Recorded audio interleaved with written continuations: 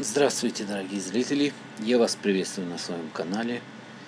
Писатель Стивен Кинг считает, что многие люди почувствовали, что по мере распространения коронавируса они оказались в одной из ужасных работ. Он выразил сожаление по поводу того, что такое событие имело место. Роман автора «Противостояние» написан в постапокалиптическом жанре и рассказывает историю пандемии 1978 года. Недавно информационное агентство спросило автора в интервью: в реальной жизни вы сталкивались с ситуацией, которая ближе к вашей истории? Да, люди говорят мне: о, как будто мы в книге Стивена Кинга.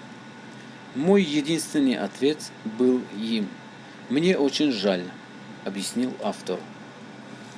Он пытается сравнить коронавирус с суперзвуком, который он создал. По его словам, должна была быть пандемия. Кинг находится на карантине, тратя много времени на создание новой книги. Он сказал, что забота – это хороший способ избежать страха.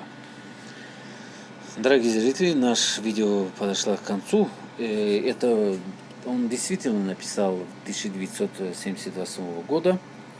И это действительно ли так? Кто знает, а кто не знает. Если кто-то знает, пишите в комментариях сразу.